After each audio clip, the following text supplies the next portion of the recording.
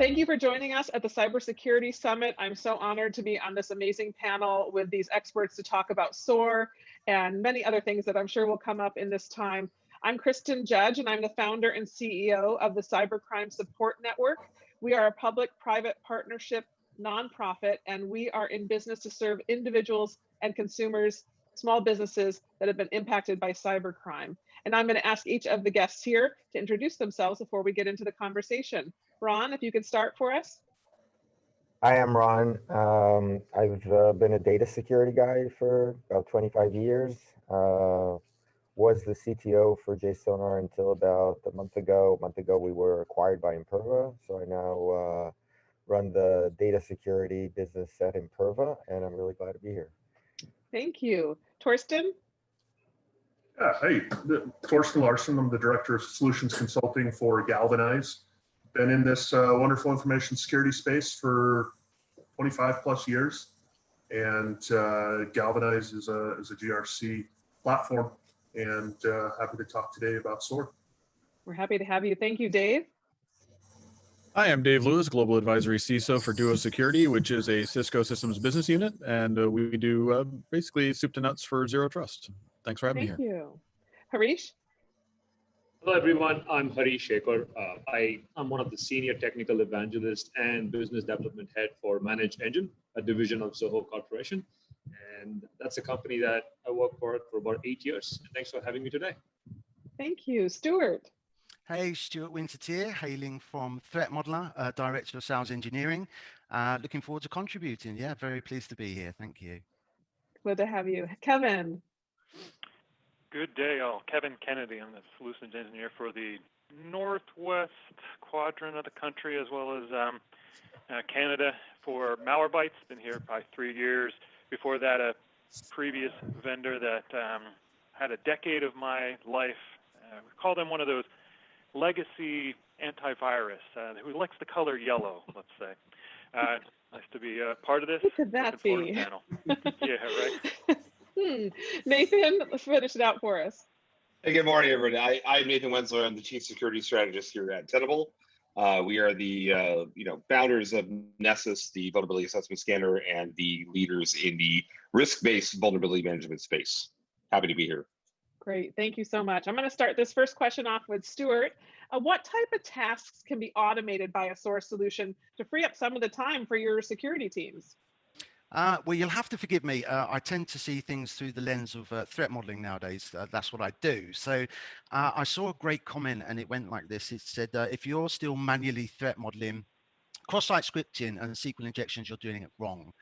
And I totally agree with that. In InfoSec, I think we can all agree that very often things are not necessarily novel. Architectures, components, threats, mitigations, they repeat over and over again.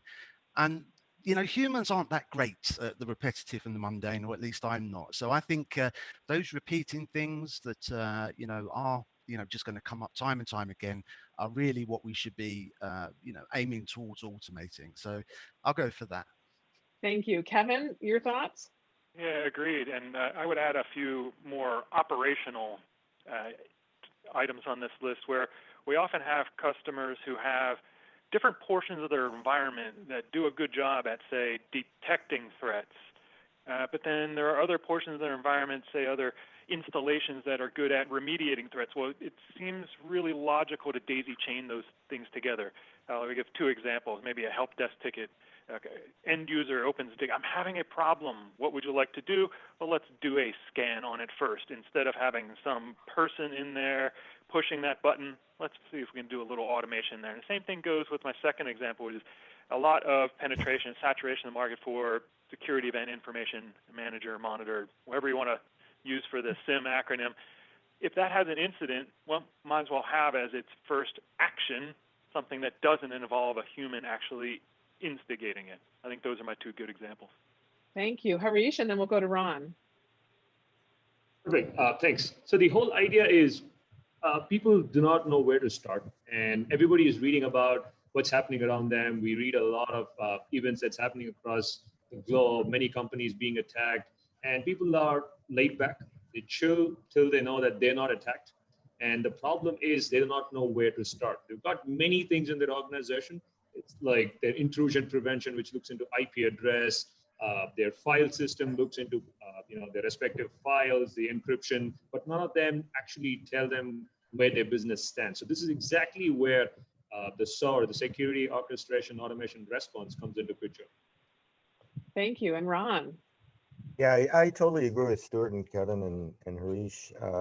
But usually there's a lot of focus in SOAR on response to threats, but very often in companies, there are a lot of hygiene issues. They're not threats at all, but if they don't get fixed, you can't even identify the threats. And the hygiene issues are actually easier to deal with and easier to automate. So something we should not forget is just dealing with those and automating dealing with those are not less important. Thank you. Good point. So this next question, I'm going to start with Torsten, please. There's already many security technologies already in place in most enterprises. So how do the existing technologies integrate with a SOAR solution? So I think, existing technologies, really what ends up happening is they become a input or an output system to SOAR technologies, being able to consume data from things like vulnerability scanners, threat engines, different items like that. That brings in the data into the SOAR solution. And then you have the output, which is the automation going to systems, again, that may have been the same system that provided you the input data, but then tasking a system such as antivirus to go out and do a scan, or a ticketing system to generate an incident ticket or something of that nature. So you can incorporate a lot of what you have today through APIs and other mechanisms to absorb that information and then leverage that same type of capability to automate in those output systems as well. Thank you. Kevin, your thoughts on this question? Integration. Yeah, the main ways I think we have been integrated by a lot of our customers to a lot of the points made earlier is a lot of the inputs coming in then populate an API call to us. We have our back-end systems out there, and as well as the other direction. When we do something, we often have to send that information back. Thankfully, there's a lot of great standards-based communications and protocols out there that most folks comply to, or at least are able to jerry-rig together. I think the other way I see as far as these integrations go is a certified app. If there is an ecosystem for one of the vendors in the middle of there, be it one of the SOAR vendors or either of the vendors on either side of the inputs or outputs, developing an app lends an air of authority so that the customers can have a higher level of confidence that the actual communications are going to be delivered as well as secure, and really that stamp of approval on the approved app really gives them a little bit more confidence. Thank you. Harish? So yes, I'm going to quickly quote an example. Like many of us, of course, there are many people who breathe security just like I do. My habit is to play around with machines, and everybody plays with command prompt, with PowerShell, and this is where the entry point is. These are whitelisted applications which people do not pay attention, and this is exactly where SOAR is very, very important. You have no clue which person is actually scanning your network with just these simple UIs. These are amazing. Microsoft. Of course, it's just not only Microsoft, there are other solution providers as well. But what happens if someone is scouring your network, reading information? How will you start? Many people have silos. They're not tapping the potential of integrating the system together and bringing it to, bringing in the incident response, bringing in mitigation after reading what's happened, correlating events. So what this does, what SOAR does is it eliminates 3 levels of people involved in terms of remediation, but it enhances the job profile. Thank you. I'm going to bring this next question to start with Stuart. Stuart, are organizations going to be a little bit nervous about giving SOAR tools the autonomy of detecting security events and then responding without human intervention? That's going to be hard for some security professionals, I think. You're on mute, dear. There we go. Oh, no. Yeah, can you hear me? Yeah, my apologies. Change is scary, full stop, isn't it, for humans in general? I mean, I'm one of those. I don't particularly like change, but there are things that we can do. We have to automate and orchestrate in security. DevOps are doing so, and that's why we're getting left behind. But we don't have to do it in one go. we can start small, we can crawl, walk, run, we can do these things. And also I'd encourage, if we're dealing with vendors, to really dig down on what sort of support they're going to give us afterwards, to make sure they're not going to leave us holding the baby. You know, they should be our partners in all of this. And probably the other thing is understand the processes as they are now in a manual form. That will enable you to flip to automation so much easier, and you'll have your baselines, just things to reduce that fear, but it is understandable. Yeah. Thank you. Ron, your thoughts on this question? Yeah, I do see people a little concerned, not in the like the Skynet type thing, but just to know exactly what's going on. But I can tell you what we've been doing and what I see really working well. Okay, so first of all, whenever you have a playbook and a sequence of orchestrated API calls, we usually give it a score, and the score is kind of like how much damage can this thing do? Okay, if it's run at the wrong time or the wrong way, and this gives people a good understanding of where there's more risk. The other thing we do almost always is once you introduce some of the automation, you don't introduce it day one. You run it in the background. You still have the manual response, but you have the system kind of doing what it would have done. And then you just show people a dashboard that says, you know, if they see that it's exactly what the people would have done or did, then it just gets really, really more comfortable. And then the last thing is, you know, the next step after showing them this is to run it with a kind of a machine assisted model where it's still the human making the decision, but there's a recommendation. Okay, you should run this playbook, and then they'll get really, really comfortable. So it's step by step. Yeah, Kevin, your thoughts on this?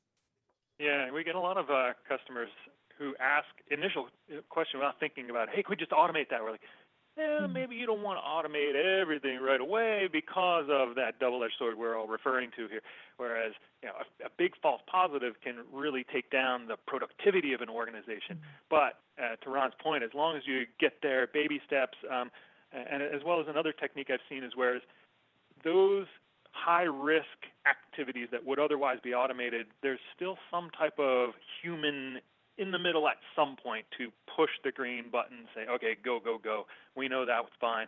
As opposed to it being fully automated at first, I think that step-by-step approach and inserting human in the middle just seems to be the best Goldilocks of all of those. We're still going to need the humans. Yeah, good point. Nathan, would you finish this question out for us?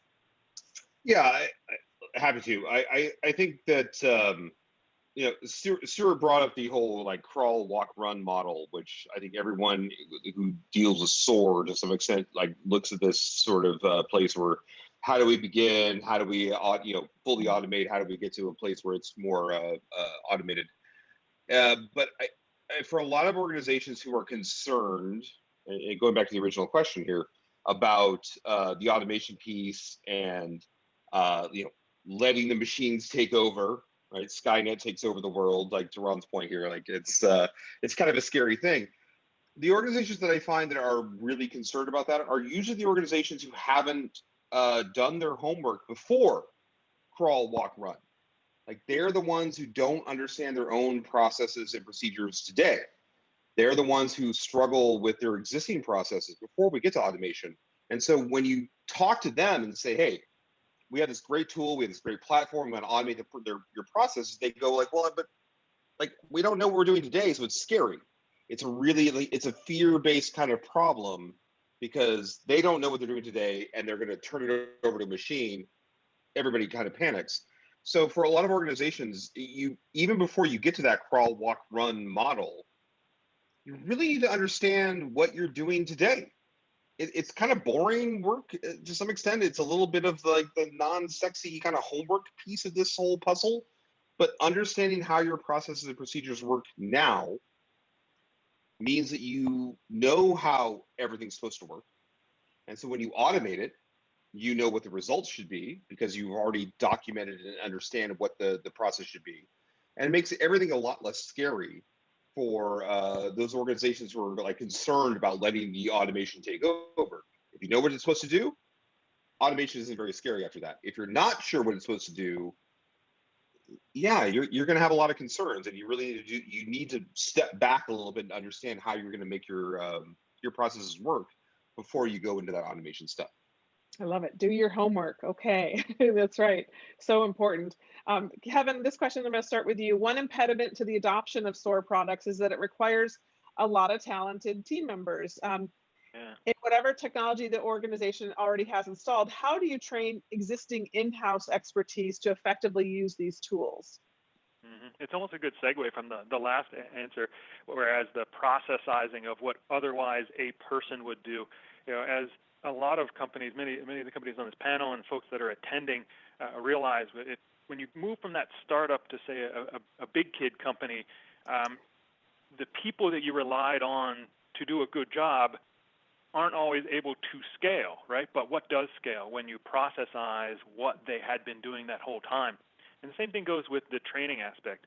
When each of these projects are approached by the right mix of stakeholders, say the experts from each of the categories that you are maybe daisy chaining together with the SOAR, that really helps in the process in terms of the training on the SOAR products themselves. That's the easy part. They're really intuitive, logical, if then this, put these two things together, the outcome is that. But the contribution that a lot of the experts from each of those portions that are being put together, those experts and those stakeholders really go a long way to getting that outcome. When you have that whole process going down through, the outcome's much more likely. Thank you. Ron, your thoughts on the in-house talent?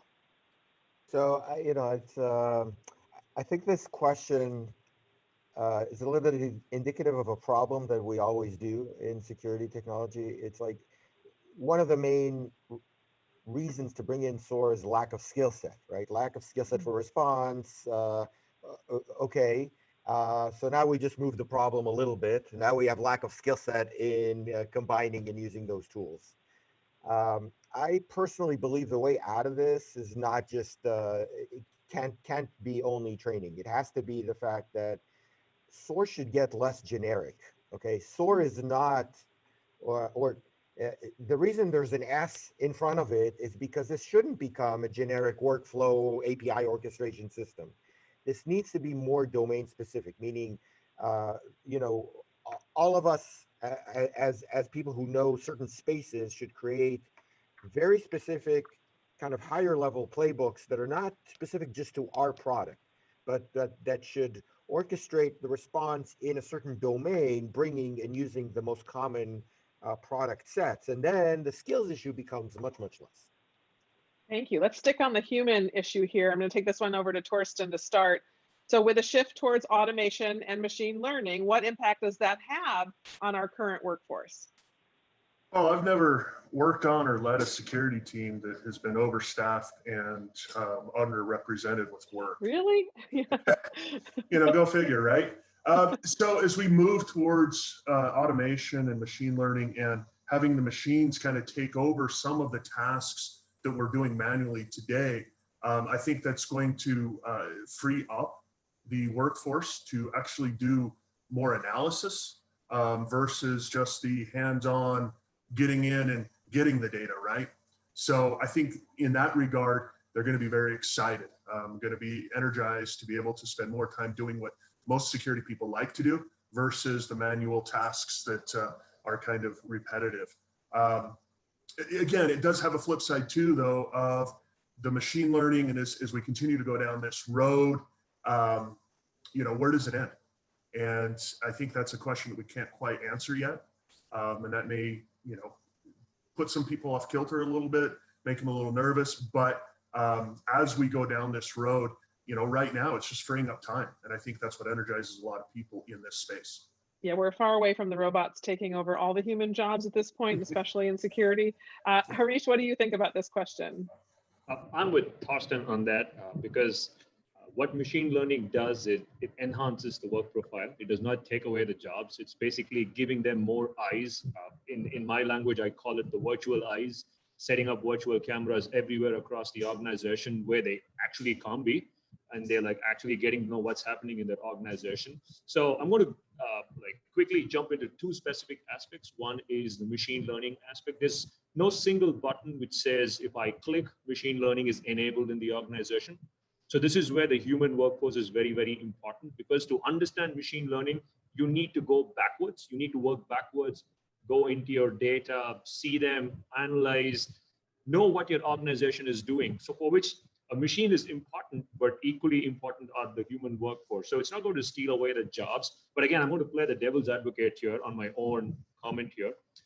With machine learning, it is going to be tough because there's supervised learning, there's unsupervised learning, there's time pattern count, seasonal, peer anomaly that could basically go off with the respective chains. But the point is, there's no one single red button which says, if I click on this machine learning, it's enabled. Thank you. Nathan, your thoughts on this one? Yeah, I mean, respectfully, I think we're missing the point here a little bit in terms of automation and machine learning for how it affects the workforce. You know, we're looking at an industry in information security where, I mean, even after the pandemic, we're looking at what, a 3 million job shortfall? It's something like that right now, 3 million jobs that we're still looking for in the industry. So there's no shortage of work that needs to be done. And I feel like a lot of organizations who have hired security professionals have hired incredibly talented, well-trained, you know, people who've been doing this for 5, 10, 15 years. But the reality is a lot of those folks get hired to do, let's say, you know, pen testing work. And then, you know, within a month, they're doing like patch management work with Excel spreadsheets to like figure out, you know, which patches have to be dealt with this month, because frankly, it has to get done and someone's got to do it. And well, we have a security team member, let's make them do it. So, you know, automation is I mean, to Torsten and Harish's point, it's not killing jobs. Like, I think anyone who believes at this point that it's going to impact the workforce in a negative way is missing the point. It's not happening.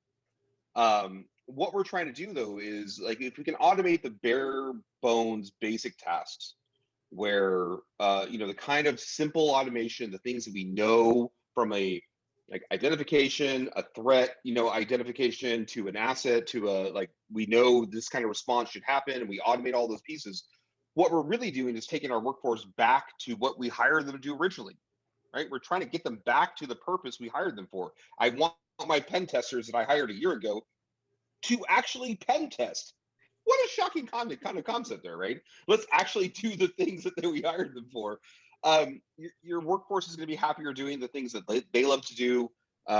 We can automate some of the bare bones tasks. It's not easy. I mean, there's a lot we're skipping over, to be frank, but I think that that's really the key to this whole thing, right? There's a lot of manual stuff that can be automated with the SOAR platform. And the kind of pieces that we're trying to automate frees up your security people to do the things they love to do more.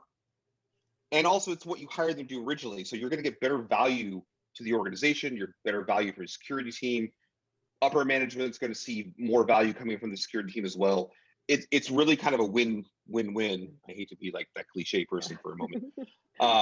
But that's really what it comes down to. If you can automate those bare bones things, you let your security people do what they're best at.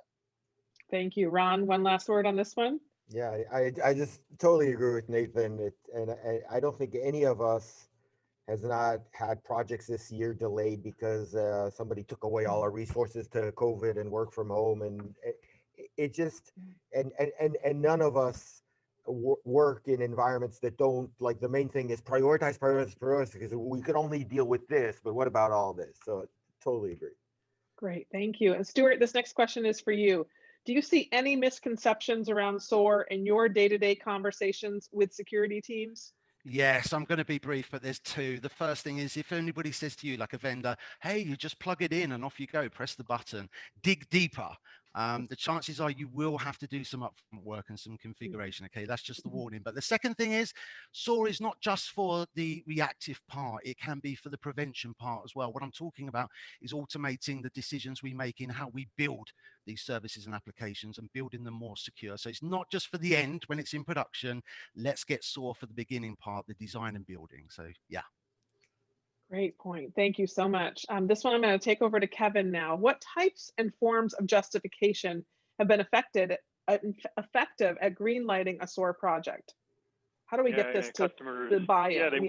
Right, they know they want it, but they have to have some type of approval from the powers that be they the folks that have the money purse or the reallocation of the resources, be they human or otherwise.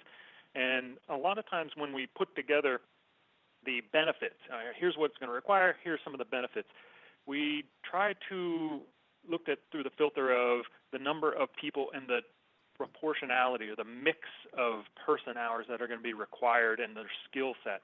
If SOAR can allow a project team to include, say, a little bit higher quantity of lower level folks, call them triage nurses in some of the examples I gave earlier, which would be a help desk ticketing system doing some actions after that. Well, if the triage nurse as their first step can do a lot more of those actions and reduce the number of tickets, the mean time to resolution, well, that's going to be a win without having to involve, say, the second level folks that you're going to have to pay them more to look at or investigate, and then up that pyramid to the top folks that would actually be the crackerjack, threat hunter, really dig deep and go deep. Those folks cost a lot, but if you can never involve them or only involve them in the minimum of, say, in this example, tickets, that mix of people, a lot more lower level, a lot less of the middle level, and even smaller of the higher level, that justification in terms of that person hours and their skill set requirement goes a long way to saying, okay, that does make a lot of sense because we all know what we're up against with the hiring situation. That's how those projects go through. Thank you. Nathan, you wanted to add a little bit to this one? Yeah, I think we're talking about buy-in, especially for senior leadership, executive management, that type of thing, folks who are not generally technical folks. SOAR as a platform can be very easily written off as a IT thing, right? It's technical, it's automation, it's APIs. I don't get any of that. If I'm a CEO or a CFO, that's a techie problem. So I think for security leaders, when you're trying to get the buy-in for this kind of thing, is to really approach this from a standpoint of, look, what we do in the security industry, we're not a technical function, right? We're a risk management function. If we haven't gotten that across to people, we're not doing our job. And SOAR products are really about managing risk. So if you can go to that senior leadership and say, look, we have a way to automate some of the pieces of how we mitigate and manage risk, that conversation, if I'm a CFO, I get that. I understand managing risk. If I'm a CEO, I understand managing risk. I may not understand the technical pieces, but I definitely understand managing risk. And so if you're trying to get that buy-in, step back away from the technical piece, step back away from the APIs, the automation. That's what your IT people care about. That's what you care about from the security side.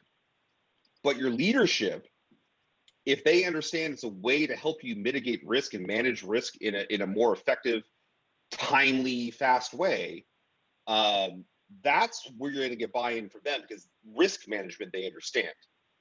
IT automation they may not, but risk they do, and that's where you're going to get your win every time. Good point. Dave, I'm going to pull you in on this one. Sure. When we consider the human element, has the move to remote workforce, we are in a pandemic, increased that risk of the insider threat? It has, but not in the way we might think. It's not the case of, we got to make sure that we're not vilifying the users. We have to be able to be providing them with tools that are going to, democratizing of security in a way of, giving them tools that are easy to use so that they can get their jobs done. Because, we've had this conversation time and again, since back in March when everybody went remote, most of the people before that point were only the occasional Friday as a working from home type of character. So if we're not giving them tools that are simple to use but effective, then this is going to become a bit of a problem for them, because we all know about tools written by engineers for engineers, and this group here will absolutely love those, but people that are not technically adroit, that would be a bit of a limiting factor.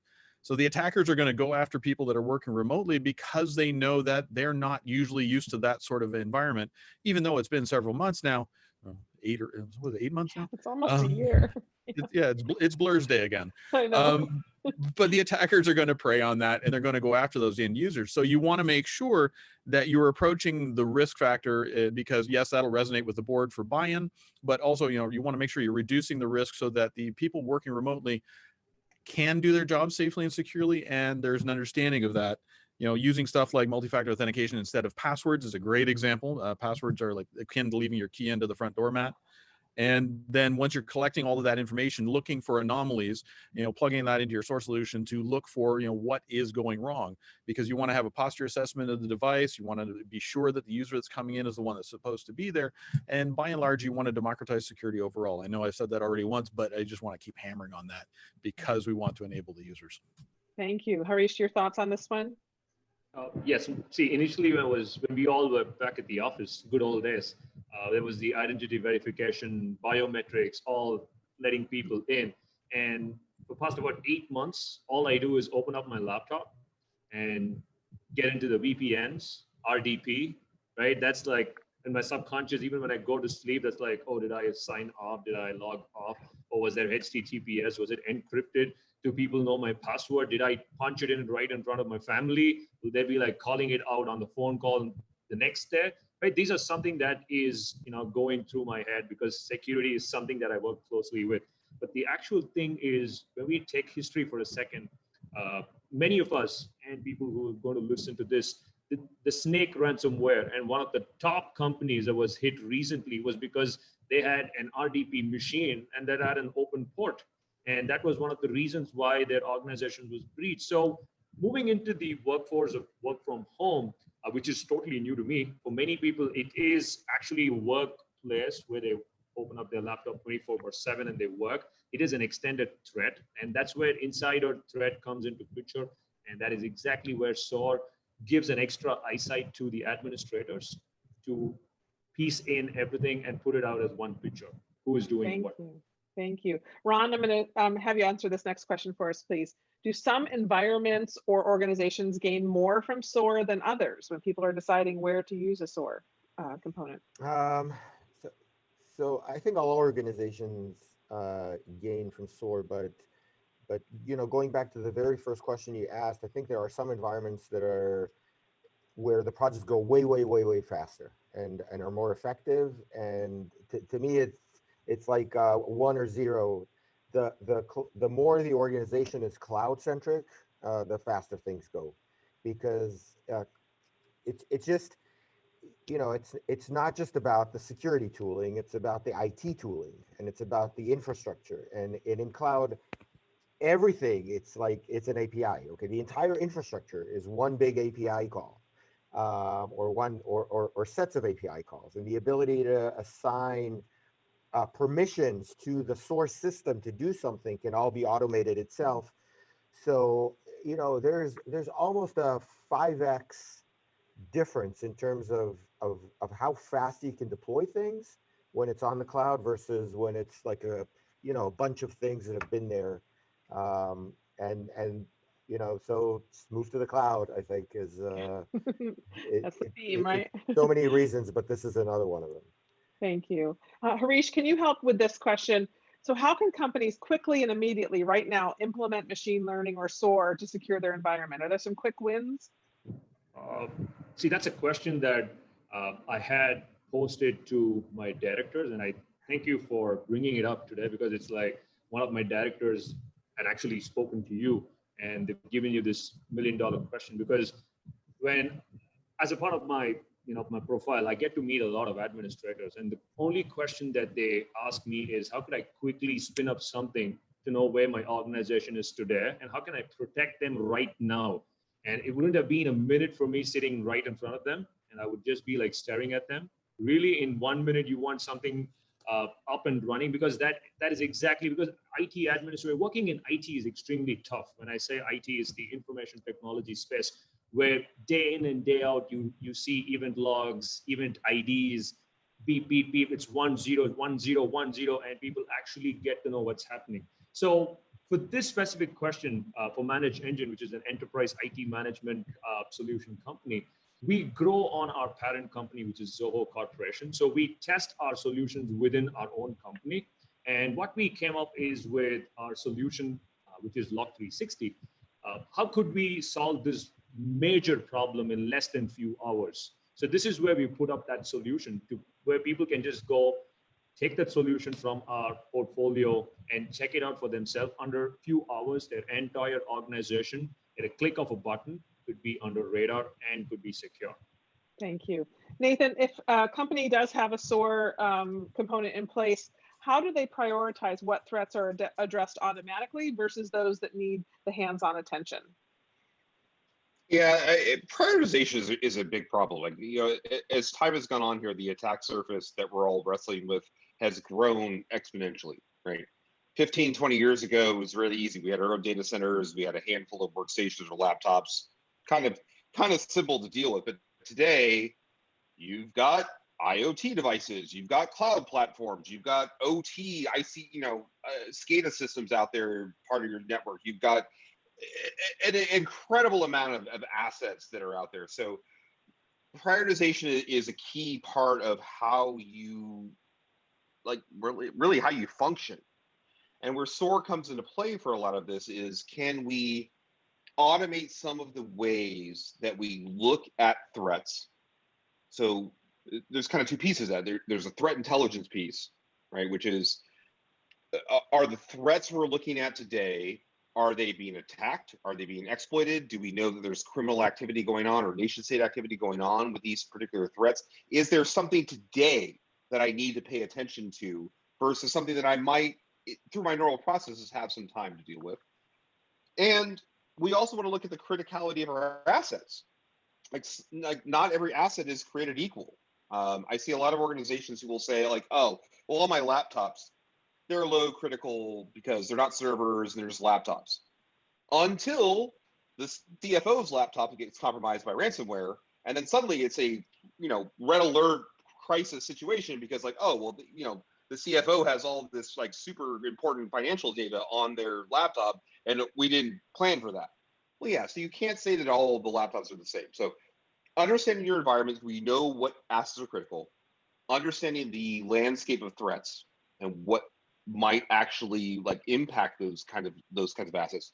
If you can put those two things together, you kind of build a model around a way to automate the kinds of things you could do quickly, right? Maybe you look at low critical assets, but basic kinds of threats. Those can be automated to my team to deploy patches and be done. Whereas, high critical assets with really critical problems, maybe I need a human to take a look at that and really have some hands-on attention to it. And that's where SOAR can kind of help you mitigate and prioritize a little bit so that the humans who need to give attention to important things are really only tapped when it's really important and not when it's kind of a basic, low-level kind of threat. Good point. Yeah. Dave, this question's for you. How best can an organization ensure that the people accessing remotely using passwords are in fact who they claim to be? Well, I guess the easiest way is, number one, kill your passwords. It seems to be my favorite phrase of late because they have limited utility. They don't really prove who you are. They just prove that you happen to know the right information to get in. Sort of like, a traveler going through the woods heading towards a castle city-state in the Middle Ages would say, oh, the password is X. Oh, okay, come on in. Or you get it wrong and say, ha, go away or I'll taunt you again. Password doesn't mean you're supposed to be there.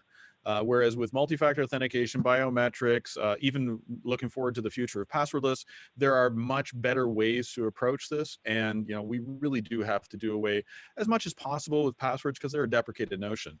If we look at W3C, they have published an open standard just under 2 years ago about WebAuthn. And if you take nothing else away from this, please take that document and read it. It is an excellent resource to look at, where we can go in the not too distant future as to improving access. Thank you. Nathan, we're going to finish up with this question, then we'll do a round robin with everybody.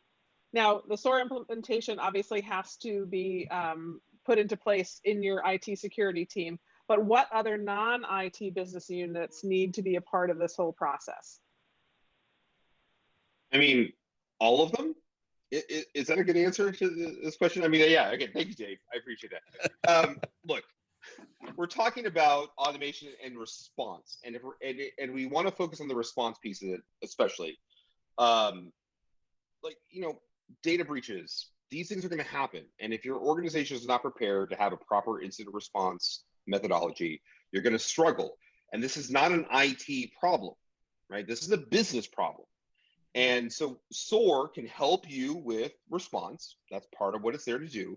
But if you're looking at look, we have a data breach. I had this great automation tool. It's going to help me work through the data breach. But Do I have legal requirements? Do I have regulations that I have violated? Maybe I have to tap my lawyers.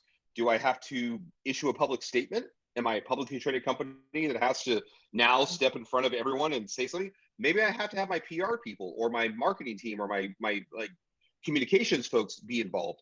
There's a lot of angles where, from a business perspective, you may have to be part of the response process. So when you're looking at automation, and all of this we've talked about today is about process automation, almost more than anything else.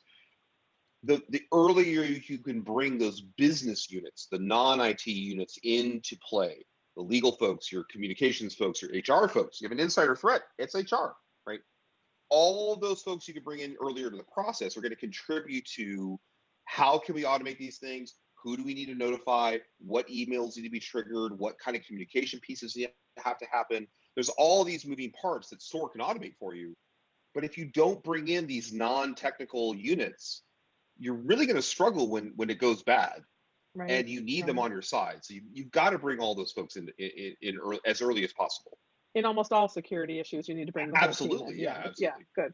Well, I want to make sure everybody knows that we're going to go around one more time with your last parting words, but all of these great companies have a booth, including ours. So please continue the conversation, go visit their booth. They're ready to talk. So Ron, what would you like to leave us with in relation to SOAR?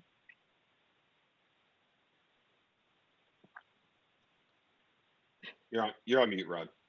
You're on mute. Yeah, I was just going to say it's not a matter of if, it's a matter of when, and the sooner you do it, the better. I think you need to be brave enough to, you had a question before about how do you bring it up to the board. It's like, just tell them you either increase risk a lot, hire another 50 people, or make a little bit of an investment. But you need to be brave and make that case. Great point. Dave. Well, SOAR is absolutely fantastic in that it helps to automate and offload a lot of the tasks that your, obviously limited amount of human resources are going to be able to tackle. So being able to do that and improve matters to, automating staff add remove processes, looking for anomalies, things like that will help allow the business team or the security team rather, to focus on more important issues. Thank you. Torsten. Yeah, I think, SOAR is a great technology. And while it's being used in the IT security space, to Nathan's point earlier, it's a much bigger business process, and people need to understand that and how that plugs in to their governance, risk, and compliance frameworks, and how it impacts them as a business rather than just this little area called IT security. So I think people need to look at that, appreciate that, and understand that going forward. Thank you. Harish? Yes, I'm just going to quickly add one more point, which is the reason for SOAR is the 5 basic principles of IT security. It's about reporting, monitoring, correlating, alerting, and solving the problem. So this is what SOAR does, and focus on the basics and ensure that all your silos are talking together. Thank you. Stuart? Yeah, I think don't be afraid. We've got to do this. But you don't have to start big, start small. And remember that SOAR is not just reactive, it can be preventative as well. We can use it to build our systems. Great point. Thank you. Nathan? I think the most important that I want to leave people with is to, remember the fundamentals, which from a SOAR standpoint is ultimately understand your processes. Like, understand how you do work today. If you can really genuinely understand your environment and how you're doing work today, then you're setting yourself up for success to automate those processes that you understand today. You're going to know what those outputs are. You're going to know what the expected results are. It's just a way, way, way bigger way to be successful with SOAR as you implement it. If you do the kind of, frankly, unsexy and boring work to understand how you do business today, it lays all the foundations down for a successful implementation later. Thank you. And Kevin, last parting words? Yeah, I think I'll try to be as short as possible. SOAR's legit. I've seen it work. You have like 2 silos, like Stuart mentioned, that otherwise their value would be additive in your environment. But daisy chaining them together, now the value is multiplicative. It's true. SOAR's legit. We're making t-shirts. Thank you, everybody, for being here. Really appreciate Cybersecurity Summit, and please visit our booths. Take care.